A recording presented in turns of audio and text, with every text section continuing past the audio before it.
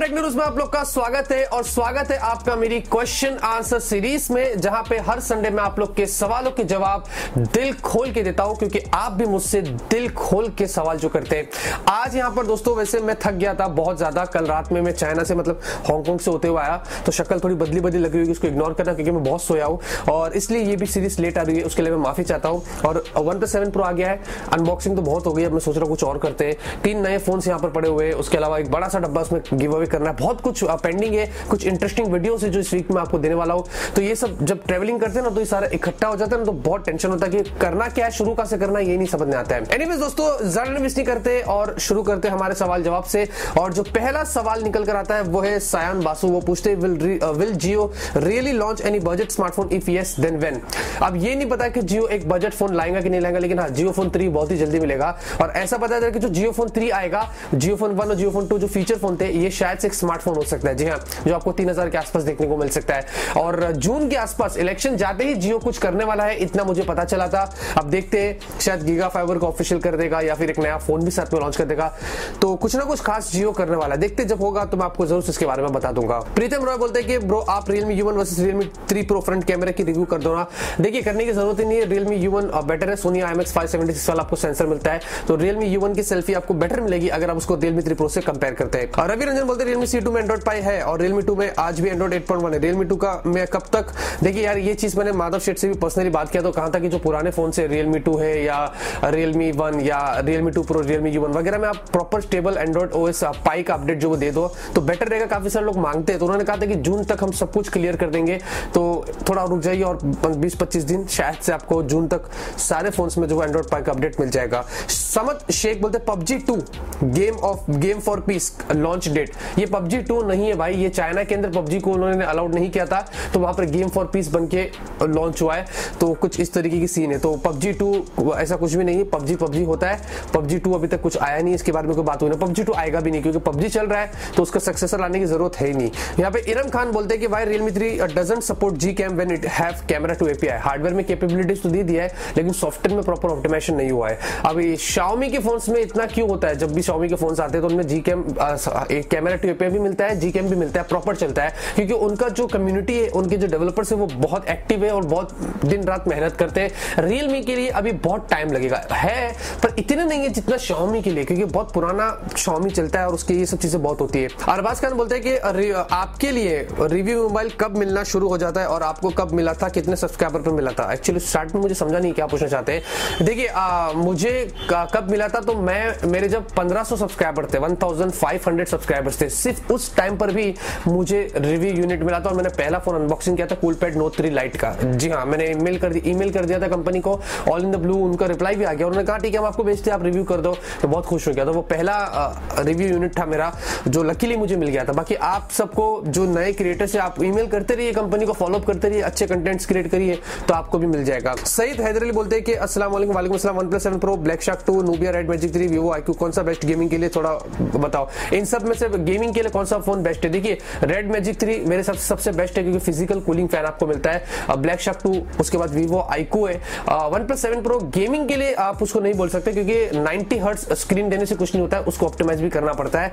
और वो सारे जो फोन है ना, वो प्रॉपर गेमिंग के लिए ऑप्टिमाइज किया जाता है। तो जो फोन की कंपनी होती है, वो गेम के जो डेवलपर्स होते हैं उनके साथ मिलकर पार्टनरशिप करते हैं, पर्टिकुलर गेम के लिए उसको ऑप्टिमाइज करते हैं ताकि वो अपने फोन में स्मूथ चले। अब देखिए, स्नैपड्रैगन 675 जो है उसमें भी असफल लाइन लैग होता है, जबकि 450 में भी अच्छे से चल जाता है। तो ये सब चीजों का ऑप्टिमाइजेशन का खेल है। तो OnePlus 7 Pro में आपको गेमिंग ठीक मिलेगी, जो नॉर्मल फोन्स में मिलती है वैसे मिलेगी, 90 हर्ट्ज से कुछ नहीं होता है। दूसरे फोन्स ऑलरेडी वो गेमिंग स्मार्टफोन है, इसलिए आपको बेटर मिलता है। यहाँ पर टेक टेलीविजन बोलते हैं कि आप रोजा रखते हो, please pick my question, love from Jharkhand. बहुत बहुत शुक्रिया आपका मुझे प्यार करने के लिए।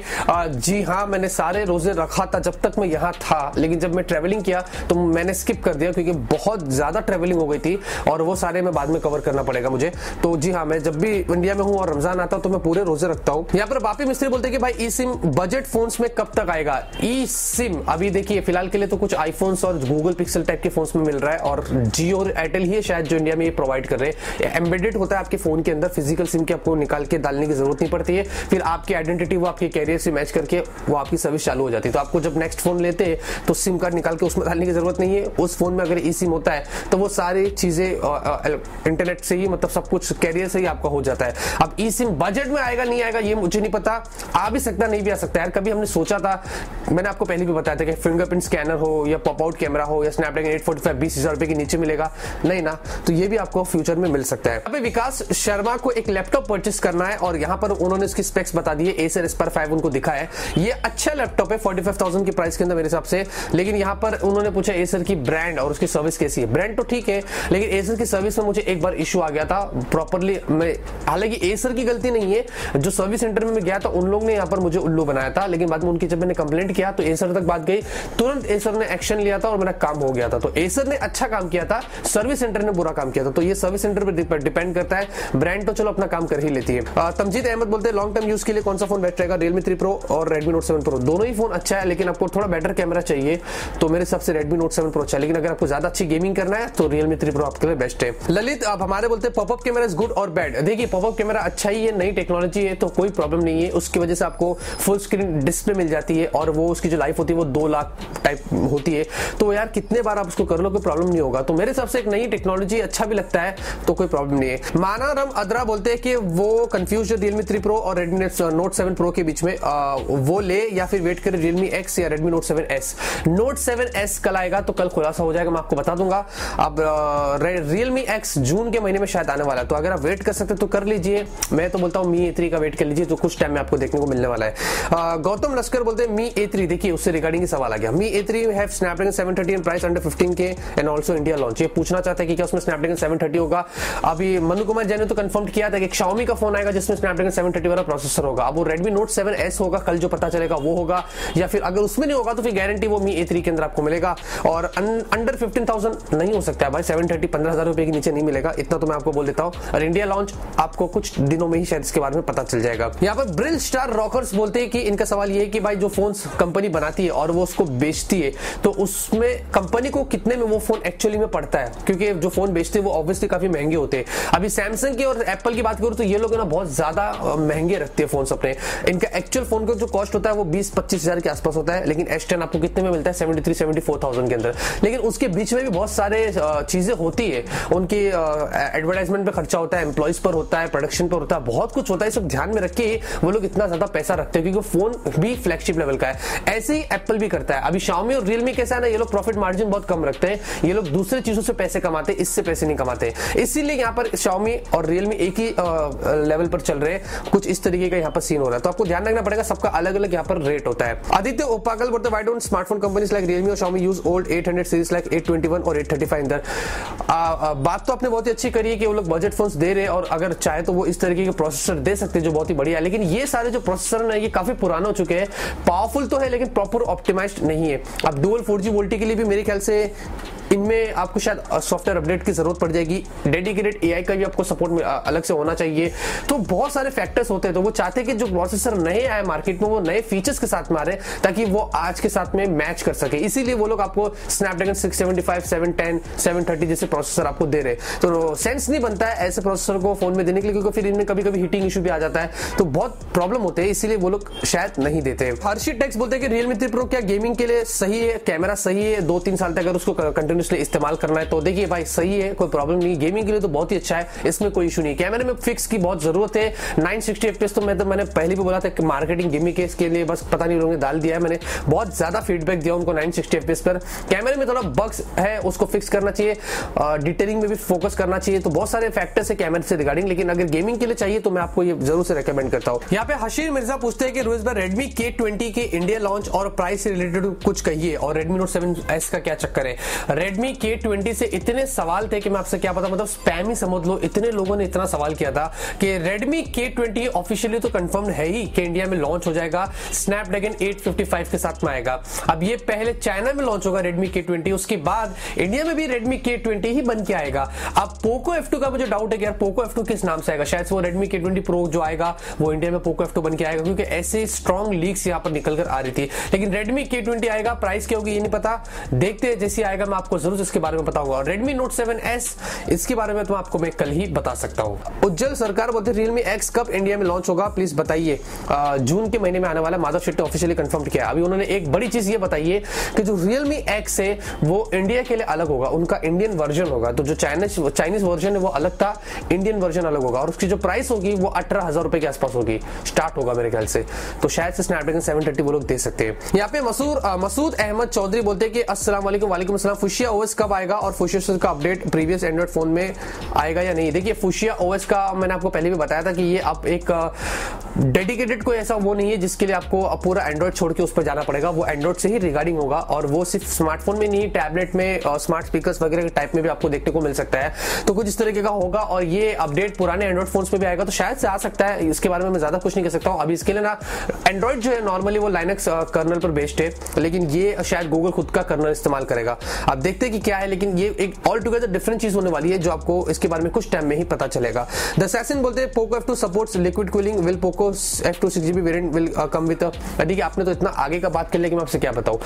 पोको F2 से इतने सवाल कि मैं आपसे क्या बताऊं। पोको F2 आएगा, मुझे लगता है जहां तक मेरी गट फीलिंग कहती है कि जो Redmi K20 है ना, वो इंडिया में K20 जो प्रो आएगा ना, वो पोको F2 बन के आ सकता है, क्योंकि मॉडल नंबर भी मैच कर रहा था सिंगापुर के IMD सर्टिफिकेशन पर देखा गया था। तो पोको F2 आ सकता है, अंदर से एहसास हो रहा है मुझे। बाकी उसके अलावा उसमें क्या कुछ होगा अभी फिलहाल के मैं उसके बारे में कुछ नहीं कह सकता हूं। दिल्ली इंडियन बोलते हैं if you use X50 and X55 modem Snapdragon 730G will it support 5G और नॉट? नहीं, बिल्कुल भी नहीं।